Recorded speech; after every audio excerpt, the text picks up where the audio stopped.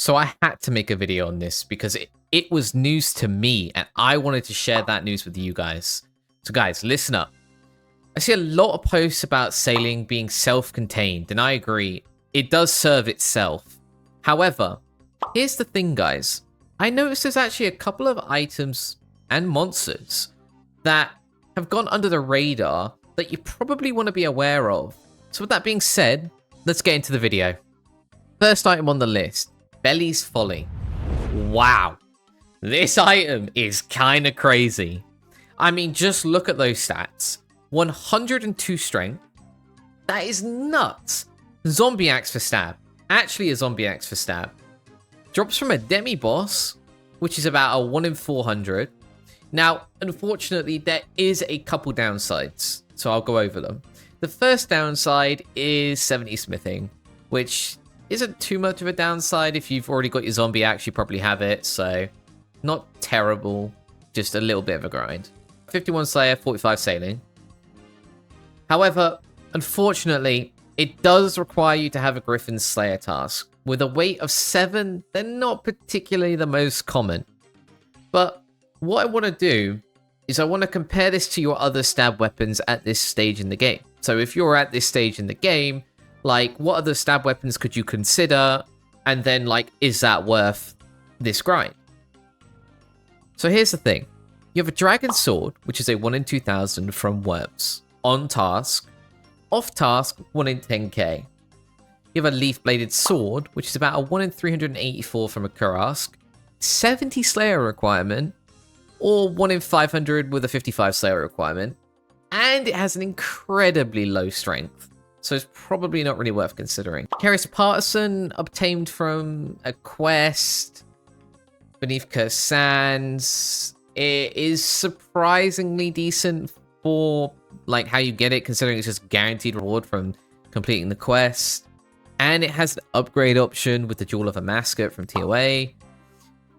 Unfortunately, it is incredibly low strength, so unless you're trying to just cheese a little bit of TOA, you got some friends to carry you through Baba and Zephyri. It's not really an option. If you have friends to carry you, then it's probably a very strong option just to cheese your way through that sort of mid-level stab grind, because then obviously you can get yourself a Fang eventually, and then you can just kind of skip over all of this. But yeah, that's an option. Then the next option is a Zami Hasta. Yeah, I mean, it's a really strong option if you have a Scorching Bow, but then you need a Scorching Bow, which is a 1 in 500 from TDs. So is it an option? I don't know. I think it's an option if you have it, like I say. So if you did a lot of Slayer, did a lot of TDs tasks, maybe you spooned a early Synapse, then Zami Hasta is probably more worthwhile. And then the next item that I'm going to mention is the Earthbound Tech Paddle, which I absolutely probably butchered. But look, here's the thing. Honestly, I had no idea these items even existed. I was like, what is that? So I looked into it, and it turns out it's a 1 in 400 drop from Earth Nagwas, which only have a 48 Slayer requirement. They do have a quest requirement of the Final Dawn, but it didn't look too crazy. Like, you could probably get that in the mid-game. Just an incredibly strong option, high strength bonus, double hit weapon. Yeah, very strong contender for sure.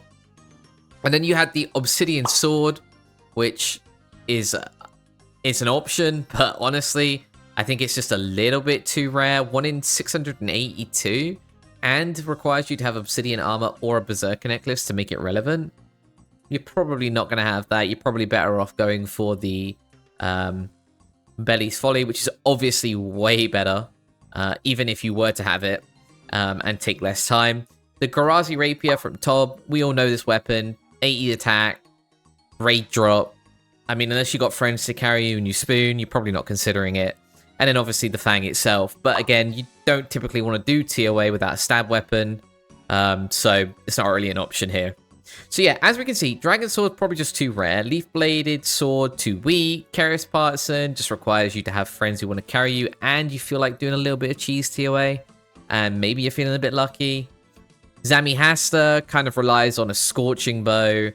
Earthbound Tech Paddle, honestly, just an incredible contender. If you can't be asked to do this grind, just get that. Honestly, I'm still shocked about that, finding out about that weapon. Fang, again, you're not realistically going to do TOA without a stab weapon. The Obsidian Sword, it just relies a little bit too heavily on rare items to make it decent, and it's also rare itself, so again, you're not going to consider it. Rapier, well, like I said, it's Tob.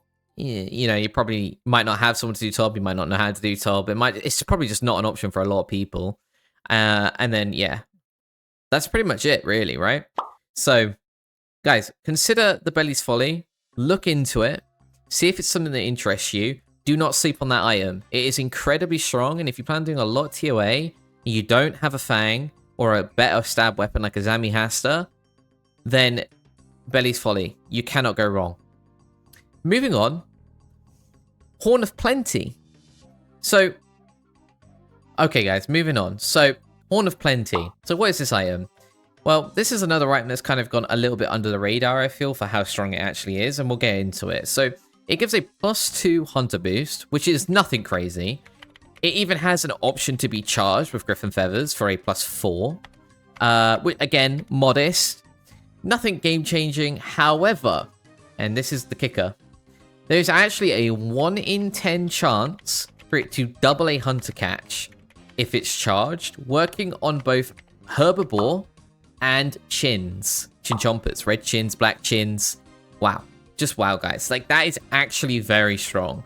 Not only are you getting a slight subtle buff to your Hunter level, which means you're going to be catching more an hour, but then on top of that, you have a 1 in 10 chance to basically double, which is essentially just 10% more. Yeah, that's very good. And I love the idea of this, right? I love items like this. Like, for me, like, I've always liked the idea of these little chase items that you can get to, like, buff a skill that come from, like, PVM. I think it's a really healthy cycle for the game. Sends you down rabbit holes. It's a good time. So, let's talk, how do you get this item? Well, it drops from normal Griffins, which are a 1 in 1,000. So, that sounds pretty daunting. 1 in 1,000 is pretty rare. However, they die incredibly fast. They have no Slayer task requirement. And yeah, you will also get a bunch of feathers to keep the horn charged for when you eventually get it, because it has a 100% chance to drop 1 to 3.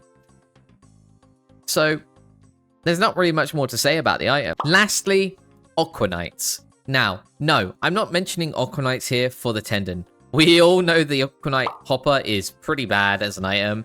I actually expect it to get buffed. And when it does get buffed, if you're watching this video in the future, hey, drop a comment, say, called it. But yeah, no, it will definitely go for a poll. It'll get buffed, and it will become a decent mid to, like, / mid-late game range offhand. But at the moment, it's just not that. So don't even consider it. I'm not mentioning Aquanites here for that. I'm mentioning Aquanites here because they have a 1 in 16 chance to drop a Ranar seed. Yep, you heard that right. A 1 in 16 chance to drop a Ranar seed. This blows my mind. That is actually so good. Because if you're an Iron Man like myself, then you know how frustrating it can be to upkeep the prayer pots. And at times it can feel a bit daunting, and it's probably one of the biggest issues with being an Iron Man is upkeeping those prayer pots, because as an Iron Man you want to just permanently be PVMing, but then you can't PVM because you don't have any prayer pots. Well, yeah, so 1 in 16 chance is incredibly good. But then there's also something else that they drop. And now that 1 in 22 chance for Snape Grass seeds. These are prayer pot printers, like actual prayer pot printers. As always, guys, if you enjoyed the video, drop me a like, hit the sub button for more OSRS content, and I'll see you in the next one.